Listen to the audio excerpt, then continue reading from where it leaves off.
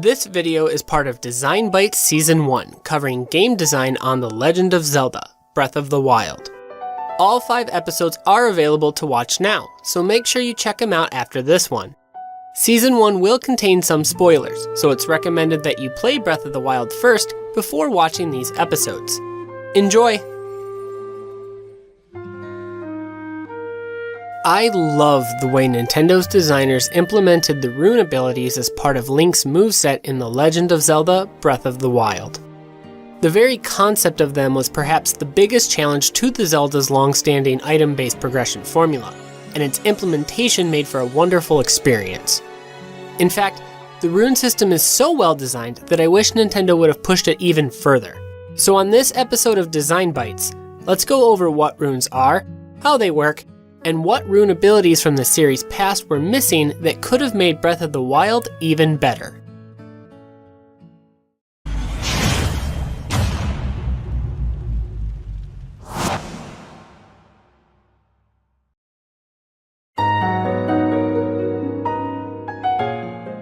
Runes in The Legend of Zelda: Breath of the Wild are contextualized abilities that Link can use to solve environmental puzzles and fight enemies with. Players get access to every rune except for one on the Great Plateau within the first few hours of gameplay, and every single mini-dungeon or obstacle within the world, with a few exceptions, can be overcome with these abilities alone. The runes Link obtains consist of 2 different types of bombs, a move that allows players to manipulate metal objects called magnesis, a temporary time-stopping ability called stasis, and a skill that allows Link to make ice pillars on water to walk on called cryonis. Players will also get access to the camera rune later on in the adventure, but all it does is allow them to document things within Hyrule, and it's non-essential for progression. There's also the Master Cycle 0 rune that is part of the second DLC wave that allows players a neat method of faster travel at the expense of collected materials. Initially, when I found out that these were the only abilities after the Great Plateau, I was kind of bummed out because, like most other players at that time, it wasn't till much later in the game that I realized their full potential. Giving players access to them was absolutely the right call, because it is one of the main reasons why Breath of the Wild can be so open-ended, to the degree where it essentially replaces the traditional item-based progression structure of previous Zelda titles. My initial disappointment was cured within a few hours after the Great Plateau, because while all the runes are simple to understand in nature, the amount of experimentation and creativity that they allow for is astounding. Runes have become one of the defining features of the Breath of the Wild experience, and they've been mostly universally praised by fans and critics. But that's just it. Because the runes are great, it feels like there was all kinds of potential that Nintendo missed out on. I believe that there should have been some more optional runes that could have elevated Link's potential moveset, and the Camera and Master Cycle 0 runes are great examples of non-essential skills already in Breath of the Wild that improve the overall experience. They give players things to do during downtime while reducing the amount of it, and while they're not required to beat the game, it makes players feel more capable within the world of Hyrule. The Master Cycle 0's inclusion was a great reward for completing the DLC, but I liked it so much that I wish it was part of the base game because it's a great mobility tool that doesn't break anything. So with the precedent of optional runes already established in Breath of the Wild, let's dream up some new runes from the series past that could have worked in this game. From the moment I started climbing every mountain and every cliff I could find, I was always hoping that the Hookshot would return as a rune ability for Link to reduce the amount of climbing. Undoubtedly, the Hookshot has always been my favorite item in 3D Zelda games, because I love the feeling of mobility and scalability it gives me, and I think it would be a perfect inclusion here. It could work by letting Link attach to the side of terrain and propelling him to that spot where he can immediately begin climbing. Since climbing and stamina are intrinsically tied together and we don't want to break that system, this could be regulated by having the Hookshot only be usable once or twice before it needs to recharge, similar to bombs. This way it becomes a movement tool that's a shortcut to climbing, but not something that takes that gameplay element away entirely because it's not spammable. Another missing piece of gear that I thought could have fit nicely into Breath of the Wild is the Lens of Truth. This title, more so than any other Zelda title, is filled to the brim with references to the forgotten Sheikah people, and the Lens of Truth in other games was always the one Sheikah artifact that Link would find. Given that Breath of the Wild is all about exploring, I think this would be a perfect fit for a Rune.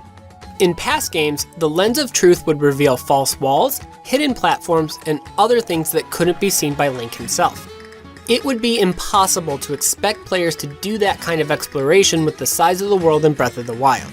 But if Nintendo's designers used some sort of visual marker to indicate areas of use, or had dedicated side quests or NPCs to hand out that kind of information, it would be a great fit. Imagine coming across something like the Colosseum, and then using the Lens of Truth to find a hidden underground chamber with an even tougher fight. Or maybe Link could find some hidden floating platforms near the top of the Rito village that house some sort of secret. There's a ton of potential here, and the game's Sheikah theming is already a perfect justification for it. And while previous iterations relied on magic, which isn't in this game, it could just run on a timer instead. An additional item seen in the Zelda series past that could make its presence felt in Breath of the Wild is the fishing rod.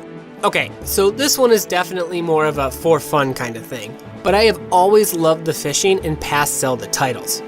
I've spent way too many hours in Ocarina of Time at the fishing pond, and also got more use out of it than I probably should have when they reintroduced it in the Majora's Mask remake for the 3DS.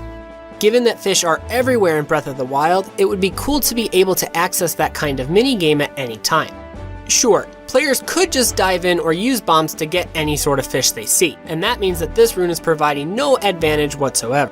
But hey, as an optional rune, it gives players like myself the choice to use it occasionally to change the pace up. Going along with the aquatic theme leads to the next optional rune, the Iron Boots.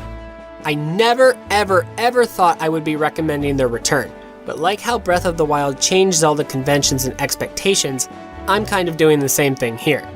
The Iron Boots have always allowed Link to resist strong winds and give him the ability to anchor himself at the bottom of any pool of water.